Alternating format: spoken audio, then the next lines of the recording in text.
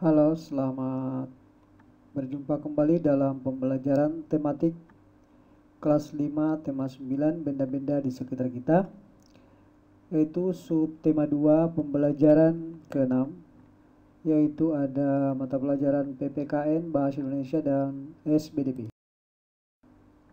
Tujuan pembelajaran yaitu yang pertama adalah siswa dapat menjelaskan informasi penting dalam iklan. Kemudian yang kedua, mengidentifikasi perilaku yang mencerminkan persatuan dan kesatuan. Dan yang ketiga, dapat mengidentifikasi pola lantai pada tarian dalam bentuk gambar. Kemudian, yang pertama adalah tentang iklan. Kemarin kita sudah pelajari tentang iklan. Dari beberapa iklan yang ada beberapa contoh-contoh iklan yang saya tampilkan di sini. Yang pertama adalah iklan komersial atau iklan bisnis, yang tujuannya adalah untuk meningkatkan penjualan. Ya, iklan itu seperti iklan sabun, sampo, dan beberapa minuman. Kemudian yang kedua adalah iklan perusahaan seperti jasa pengobatan, jasa kurir, ojek online, RCTI, OK, dan lain sebagainya, ya, semacamnya itu. Kemudian yang ketiga adalah iklan layanan masyarakat seperti memakai masker jika keluar rumah, cuci tangan, memakai sabun, iklan pemilu, yaitu semua adalah iklan layanan masyarakat. Yang keempat adalah iklan pemberitahuan atau pengumuman. Iklan ini dapat berupa iklan reuni atau iklan untuk mengadakan sunatan massal atau iklan-iklan lomba, ya. Itulah penjelasan tentang jenis-jenis iklan yang ada di dalam media-media yang kita sering tonton atau kita dengar. Oke, contoh.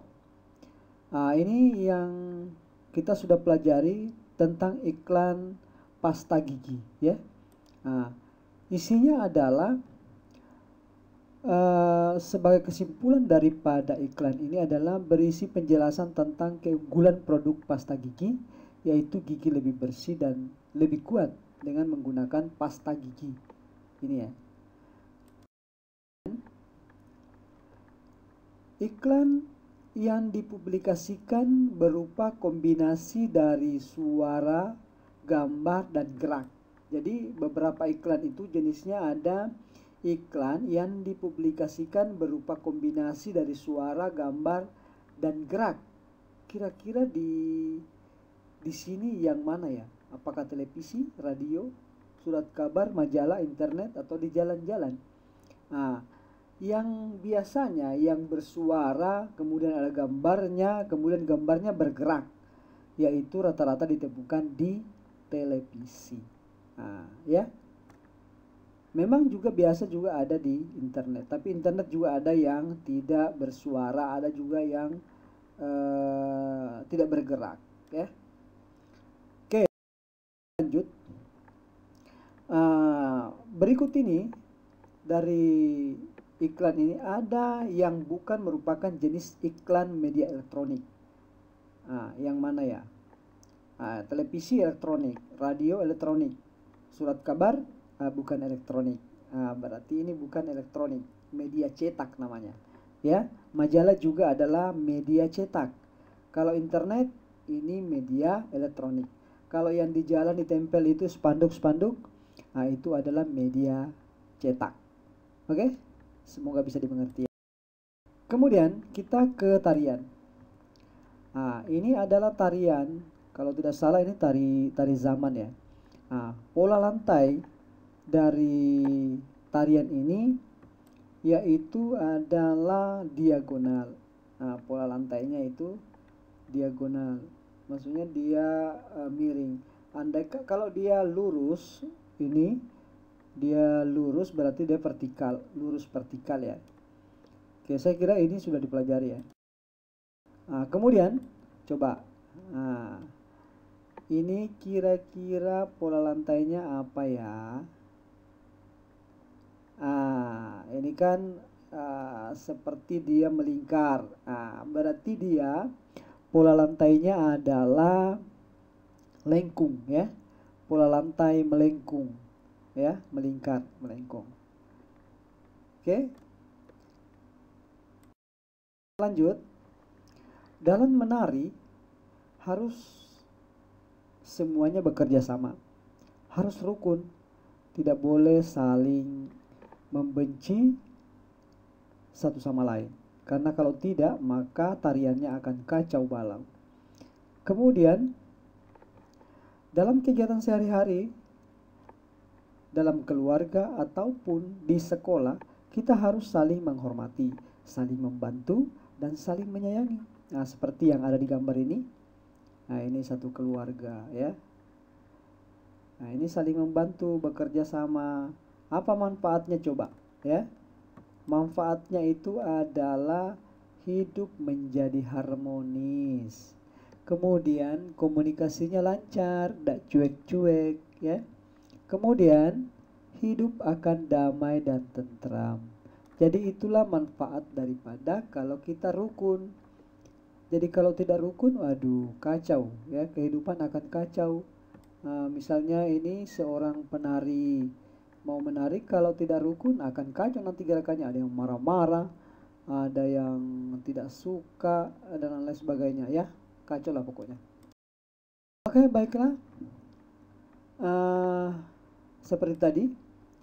Jadi dalam kegiatan itu menari juga adalah persatuan dan kesatuan. Jadi harus bersatu untuk menyatukan gerak. Nah, mana contoh kegiatan yang mencerminkan persatuan dan kesatuan? Nah, di sini ada toleransi antar umat beragama, ya. Jadi harus bersatu dengan agama lain untuk memajukan Indonesia. Kemudian ada acara Pekan Budaya, ya, bersatu dalam mengadakan Pekan Budaya. Kemudian bergotong royong. Kemudian bekerja bakti, merayakan HUT kemerdekaan. Kemudian membersihkan rumah bersama, ya. Seperti ini membersihkan rumah bersama, ya. Jadi inilah mencerminkan persatuan dan kesatuan. Kalau ada yang tidak mau bekerja sama, maka dia tidak berperilaku bersatu atau tidak mencerminkan perilaku persatuan dan kesatuan. Oke? Saya harap kalian bisa mengerti. Oke, baiklah.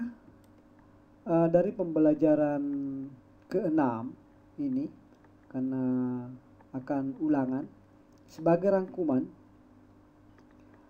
bahwa yang pertama di sini adalah yang pelajaran kita yang lalu, misalnya tentang larutan oralit. Nah, oralit itu adalah contoh dari campuran homogen. Kenapa? Dari oralit yang kita buat itu campuran antara air dengan garam, itu tidak bisa lagi dipisah, ya. Tidak bisa dipisah lagi garam dengan airnya, ya. Nah, itulah sehingga dikatakan homogen. Kemudian yang kedua, zat tunggal yang terbentuk dari beberapa unsur disebut senyawa. Jadi beberapa unsur, 2 atau lebih dari unsur, itu namanya senyawa. Kemudian yang ketiga adalah campuran heterogen. Nah, contoh campuran heterogen adalah air dengan kopi bubuk. Nah, itu air dengan kopi yang bubuknya itu bisa dipisah. Ya, itulah sehingga dikatakan heterogen. Kalau sirup dengan air, misalnya air dicampur sirup, itu tidak bisa lagi dipisah mana air, mana sirup, atau mana gulanya, ya, sehingga dikatakan homogen. Nah, kemudian yang keempat, yang merupakan unsur logam, ya, yang logam itu besi, emas, platina. Ini semua adalah logam, ya. Kemudian yang kelima, jenis usaha yang bertujuan untuk memberikan pelayanan kepada konsumen, yaitu adalah usaha jasa. Jadi pelayanan itu adalah jasa. Contoh ojek online, bentor, itu semua adalah usaha jasa. ya, supir-supir taksi dan lain sebagainya. Yang terakhir adalah usaha atau kegiatan untuk mengubah bahan mentah menjadi bahan setengah jadi atau barang jadi disebut industri, ya. Jadi dia mengubah bahan mentah menjadi bahan setengah jadi atau barang jadi. Seperti penjahit, itu industri. Pembuat tempe, itu juga industri, ya. Saya kira itu, semoga bisa dipahami, ya. Saya kira cukup sekian pembelajaran kita pada hari ini. Selamat belajar dan salam sehat selalu. Jaga kondisi.